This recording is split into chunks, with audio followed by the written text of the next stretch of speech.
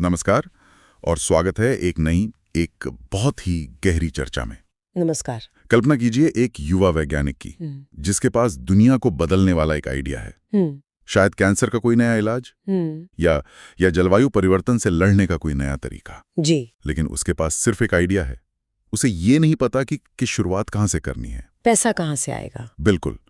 और इस पूरे रास्ते पर नैतिक रूप से सही कैसे रहना है, ये सबसे बड़ी उलझनें होती हैं। आज हम जिस सामग्री की पड़ताल कर रहे हैं वो असल में उसी वैज्ञानिक के लिए एक पूरा टूल किट है। अच्छा। ये एक अनुसंधान और विकास यानी R&D, अवेयरनेस और क्षमता निर्माण कार्यक्रम का एक पूरा खाका है। तो एक तरह का गाइड है ये। हाँ, तो हमारा मिशन आज साफ है, ये समझना कि एक महान विचार को प्रयोगशाला से निकालकर दुनिया तक लाने के लिए इस टूल किट में क्या क्या है और ये काम कैसे करता है। बिल्कुल। और मुझे लगता है ये सब वैज्ञानिकों के लिए नहीं है। सही। मतलब सोचिए, ये एक उद्यमी के लिए भी हो सकता है जो कोई नया प्रोडक्ट बनाना चाहता है, या किसी पॉलिसी मेकर के लिए जी, जो समाज की किसी बड़ी समस्या का हल खोज रहा हो। नवाचार मतलब इनोवेशन किसी एक दायरे में बंधा हुआ तो है नहीं। सही बात है। और ये कार्यक्रम उसी नींव को मजबूत करने की बात करता है जिस पर हर तरह की तरक्की की इमारत खड़ी होती है। ठीक है, तो चलिए इस टूल किट को खोलते हैं। इसका पहला और सबसे जरूरी औजार है एक नक्शा। मेरा मतलब है अनुसंधान की पूरी प्रक्रिया। एक रोड मैप। हाँ, एक रोड मैप। कार्यक्रम बताता है कि शोध एक सिलसिलेवार यात्रा है जिसके कुछ तय पड़ाव हैं, जैसे सबसे पहले समस्या की पहचान। सही। फिर जो मौजूदा ज्ञान है उसकी समीक्षा करना, एक परिकल्पना बनाना, फिर उसे जांचने का तरीका विकसित करना, डेटा को समझना, और आखिर में जो भी नतीजे निकलें उन्हें दुनिया के सामने रखना। ये सुनने में तो किसी भी विज्ञान की किताब के पहले चैप्टर जैसा लगता है ना। हाँ, सतह पर तो बिल्कुल ऐसा ही लगता है। लेकिन इस कार्यक्रम की खूबी इन कदमों को सिर्फ गिनाने में नहीं है। अच्छा। इसकी खूबी है इनके बीच की जो खाइयां हैं उनके बारे में बताने में। जैसे कि देखिए, ज्यादातर जो नए शोधकर्ता होते हैं या इनोवेटर्स, वो साहित्य की समीक्षा यानी लिटरेचर रिव्यू वाले पड़ाव पर ही लड़खड़ाए जाते हैं। मतलब उन्हें लगता है कि उनका आइडिया बिल्कुल नया है। बिल्कुल, उन्हें लगता है कि उनका आइडिया एकदम अनोखा है, लेकिन असल में उस दिशा में पहले ही बहुत काम हो चुका होता है। हाँ, ये होता है। तो ये कार्यक्रम उन्हें सबसे बड़े जाल से बचाता है, यानी पहिए को फिर से बनाने की कोशिश करने से। ये कहता है कि भाई, आगे बढ़ने से पहले ये तो जान लो कि दूसरे कहाँ तक पहुंच चुके हैं। ये एक बहुत बहुत महत्वपूर्ण बात है। मतलब दूसरों के काम पर खड़े होकर ही आप आगे देख सकते हैं। जी। इसी से जुड़ा एक और विचार इस स्रोत में है, अंतःविषय सहयोग यानी इंटरडिसिप्लिनरी कोलैबोरेशन। ये थोड़ा भारी भरकम शब्द लगता है। हाँ, लगता तो है, पर इसका मतलब क्या है? इसे एक सरल उदाहरण से समझते हैं। मान लीजिए हमें किसी नदी के प्रदूषण की समस्या को हल करना है। ठीक है। तो एक जीव विज्ञानी ये देखेगा कि प्रदूषण का मछलियों पर क्या असर हो रहा है। एक रसायन शास्त्री पानी में कौन-कौन से रसायन हैं उनका विश्लेषण कर सकता है। और एक समाज शास्त्री ये देख सकता है कि नदी किनारे रहने वाले जो लोग हैं उनकी आदतें प्रदूषण को कैसे बढ़ा रही हैं। अच्छा। अब जब तक ये तीनों विशेषज्ञ अपनी अपनी लैब में अलग अलग काम कर रहे हैं, वो समस्या का सिर्फ एक छोटा सा हिस्सा ही देख पाएंगे। सही। अंतःविषय सहयोग का मतलब है इन तीनों को एक मेज पर लाना। हाँ। जब वो एक दूसरे की भाषा, एक दूसरे का नजरिया समझना शुरू करते हैं, तभी जाकर एक पूरा समाधान निकल सकता है। बिल्कुल, कोई भी अकेला इसे हल नहीं कर सकता। तो ये कार्यक्रम सिर्फ एक नक्शा नहीं दे रहा, बल्कि ये भी सिखा रहा है कि यात्रा में दूसरे यात्रियों के साथ मिलकर कैसे काम करना है। जी। चलिए अब टूल किट के दूसरे औजार पर आते हैं। हमारे पास नक्शा तो है, पर नक्शा ये नहीं बताता कि कौन सा रास्ता सही है और कौन सा गलत। उसके लिए तो कंपास चाहिए। हाँ, उसके लिए हमें एक कंपास की जरूरत होती है, और इस कार्यक्रम में वो कंपास है अनुसंधान की नैतिकता। नैतिकता। स्रोत इसे विश्वसनीय शोध की रीढ़ की हड्डी कहता है। और जब हम नैतिकता की बात करते हैं तो ईमानदारी, पारदर्शिता, ये सब शब्द तो दिमाग में आते हैं, पर मुझे हमेशा ये सूचित सहमति या इन्फॉर्म्ड कंसेंट वाला सिद्धांत थोड़ा पेचीदा लगता है। वो क्यों? मतलब किसी शोध में भाग लेने वाले व्यक्ति को आप कितना बताएंगे कि वो सच में सूचित हो जाए, बिना उसे नतीजों के बारे में पक्षपाती बनाए। ये एक बहुत बारीक रेखा है जिस पर चलना होता है। आपने बिल्कुल सही दुविधा की ओर इशारा किया है। तो इसका जवाब क्या है? इसका जवाब किसी चेकलिस्ट में नहीं मिलता। नैतिकता सिर्फ नियमों का पालन करना नहीं है, बल्कि नैतिक दुविधाओं से जूझने की क्षमता है। सूचित सहमति का मतलब सिर्फ एक फॉर्म पर साइन करवाना नहीं है। तो फिर क्या है? इसका मतलब है एक लगातार बातचीत, जहां आप ये पक्का करते हैं कि जो भागीदार है वो जोखिम और फायदे दोनों को समझ रहा है। अच्छा। और यहाँ एक और गहरी बात है, स्रोत साहित्यिक चोरी या डेटा गढ़ने जैसी समस्याओं का जिक्र तो करता है, पर सवाल यह है कि अच्छे और ईमानदार शोधकर्ता भी कभी-कभी ऐसी गलतियां क्यों कर बैठते हैं? हाँ, ये एक दिलचस्प सवाल है।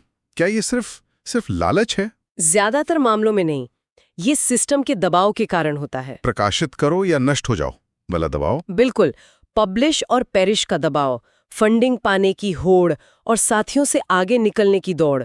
यह कार्यक्रम शोधकर्ताओं को सिर्फ नैतिक नियम नहीं सिखाता, बल्कि उन्हें इस दबाव को पहचानने और उससे निपटने के लिए भी तैयार करता है। तो ये विश्वास बनाने के बारे में है? जी, जनता का, साथी वैज्ञानिकों का और खुद का अपने काम में विश्वास। बिना नैतिकता के विज्ञान और राय में कोई फर्क ही नहीं रह जाता। लेकिन एक सवाल है, क्या नैतिकता की ये मजबूत परिभाषा कभी-कभी प्रगति की रफ्तार को धीमा नहीं कर देती? खासकर जब हम किसी महामारी जैसी आपात स्थिति से निपट रहे हों, जहां हर दिन की देरी का मतलब जाने जा सकती हैं। ये एक वाजिब चिंता है और इसका सामना शोधकर्ताओं को अक्सर करना पड़ता है। लग सकता है कि नैतिक प्रक्रियाएं रफ्तार धीमी कर रही हैं, लेकिन सोचिए, क्या अगर रफ्तार के लिए नैतिक शॉर्टकट लिए जाएं तो क्या होगा? मान लीजिए एक वैक्सीन का ट्रायल जल्दबाजी में बिना पूरी नैतिक निगरानी के किया जाता है। ठीक है। अगर उसके कुछ ऐसे साइड इफेक्ट्स सामने आते हैं जिनके बारे में सोचा नहीं गया था, तो ये न सिर्फ उन प्रतिभागियों के लिए खतरनाक होगा, बल्कि इससे पूरे वैज्ञानिक प्रक्रिया पर से ही भरोसा उठ जाएगा। बिल्कुल, और वैक्सीन पे से भी वो भरोसा वापस बनाने में सालों लग जाएंगे। तो नैतिक कंपास शायद यात्रा को कुछ लंबा कर दे, लेकिन ये पक्का करता है कि आप सही और सुरक्षित मंजिल तक पहुंचे। शॉर्टकट अक्सर भटका देते हैं। हाँ, वो हमें भटकाकर एक बड़ी खाई में गिरा देते हैं। बहुत खूब। तो हमारे उस युवा वैज्ञानिक के पास अब एक नक्शा है और एक नैतिक कंपास भी। जी, लेकिन उसकी प्रयोगशाला भी खाली है, और बैंक खाता ख्याल वो तो और भी खाली है। हाँ, ये तो सबसे बड़ी सच्चाई है, जो हमें टूल किट के तीसरे और शायद सबसे प्रैक्टिकल औजार तक लाता है, ईंधन यानी फंडिंग। पैसा। हाँ, पैसा। एक महान विचार बिना पैसे के तो सिर्फ एक विचार ही रह जाता है। सही बात है। स्रोत बताता है कि फंडिंग के कई रास्ते हैं।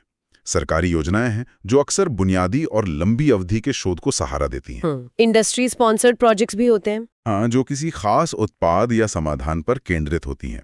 फिर निजी फाउंडेशन और अंतर्राष्ट्रीय परिषदें भी हैं। मतलब ये एक पूरा बाजार है। हाँ, और इस बाजार में सिर्फ एक अच्छा आइडिया होना काफी नहीं है। तो फिर क्या चाहिए? आपको उस आइडिया को बेचना आना चाहिए। बेचना? हाँ, ये कार्यक्रम एक बहुत ही जरूरी कौशल सिखाता है, कहानी कहना। कहानी कहना रिसर्च में? जी, एक अनुदान प्रस्ताव यानी ग्रांट प्रपोजल सिर्फ एक तकनीकी दस्तावेज नहीं है, ये एक कहानी है जो आप फंडिंग एजेंसी को सुनाते हैं। कैसी कहानी? एक ऐसी कहानी जिसमें एक बड़ी समस्या है, आप उसके नायक हैं, जिसके पास एक अनोखा समाधान है, और अगर वो आप पर पैसा लगाते हैं तो कहानी का अंत समाज के लिए एक बड़े फायदे के साथ होगा। वाह! आपको उन्हें यह विश्वास दिलाना होता है कि आपका विचार न सिर्फ वैज्ञानिक रूप से मजबूत है, बल्कि उनका पैसा सही जगह लग रहा है। तो ये तो विज्ञान से ज्यादा बिजनेस और मार्केटिंग जैसा लग रहा है।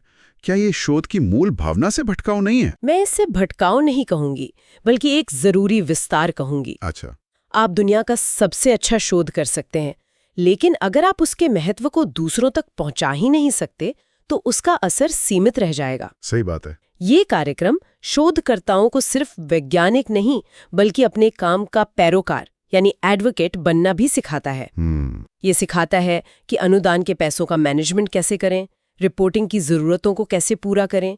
ये अनुसंधान का व्यावसायिक पक्ष है, और आज की दुनिया में इसके बिना सफलता मिलना लगभग नामुमकिन है। मतलब एक मजबूत प्रस्ताव तो बनाना ही पड़ेगा। बिल्कुल। चलिए, यानी हमारे वैज्ञानिक को अब ईंधन भी मिल गया है। अब वो अपनी यात्रा शुरू करने को तैयार हैं।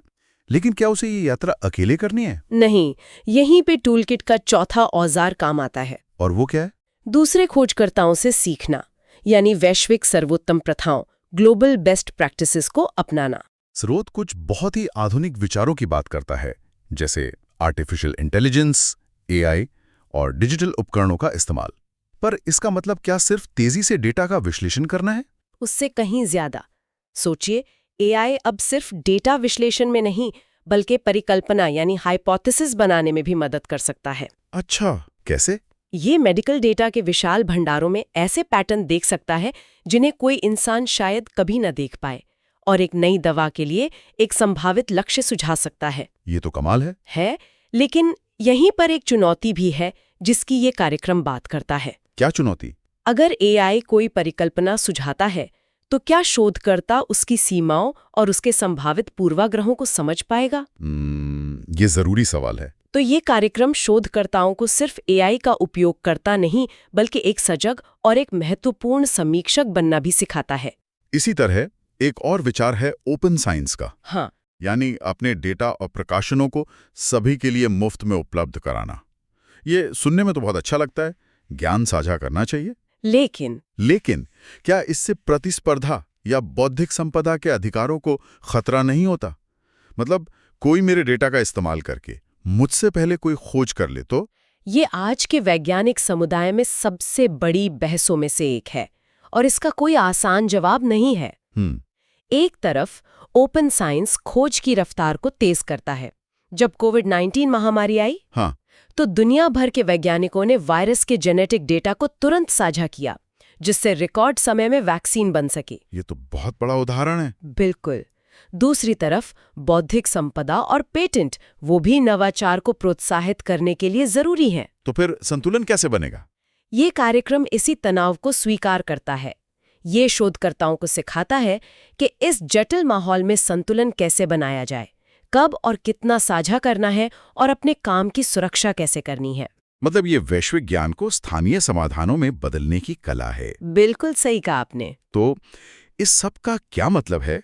अगर हम इन सभी धागों को एक साथ पिरोएं, तो ये साफ है कि ये कार्यक्रम सिर्फ जानकारी देने के बारे में नहीं है। नहीं, बिल्कुल नहीं। ये तो नवाचार की एक पूरी संस्कृति बनाने का खाका है। जी। ये हमारे उस युवा वैज्ञानिक को सिर्फ एक आइडिया के साथ नहीं छोड़ता, बल्कि उसे एक पूरा टूल किट थमाता है। यात्रा के लिए एक नक्शा यानी प्रक्रिया, सही दिशा में रखने के लिए कंपास यानी नैतिकता, यात्रा जारी रखने के लिए ईंधन, फंडिंग, और दूसरे यात्रियों से सीखने के लिए गाइड बुक, वैश्विक प्रथाएं। बिल्कुल। और अंतिम लक्ष्य सिर्फ और ज्यादा शोध पत्र प्रकाशित करवाना नहीं है। तो फिर क्या है? अंतिम लक्ष्य है समस्या का समाधान करने वालों यानी प्रॉब्लम सॉल्वर्स को सशक्त बनाना। यह ज्ञान को एक ऐसी शक्ति में बदलने के बारे में है जो समाज में सकारात्मक ठोस बदलाव ला सके। तो ये शोधकर्ताओं को सिर्फ सवालों के जवाब खोजने वाला नहीं, बल्कि समाधान बनाने वाला बना रहा है। बिल्कुल, ये कोशिश है। ये एक शक्तिशाली विचार है। कार्यक्रम सिर्फ कौशल नहीं, बल्कि एक पूरी मानसिकता का निर्माण कर रहा है। जी। तो इस चर्चा को समाप्त करने से पहले एक अंतिम विचार। स्रोत बार बार इस बात पर जोर देता है कि अनुसंधान को सामाजिक जरूरतों के साथ जोड़ना चाहिए। हाँ, और वही तो इस पूरी यात्रा का असली मकसद है। तो चलिए एक अंतिम सवाल श्रोताओं के लिए छोड़ते हैं। जरूर। अगर आज हमें ये पूरा टूल किट दिया जाए और कहा जाए कि अपने समुदाय, अपने शहर या अपने समाज की सबसे जरूरी और तत्काल सामाजिक आवश्यकता पर केंद्रित एक शोध परियोजना डिजाइन करें, तो वो परियोजना क्या होगी?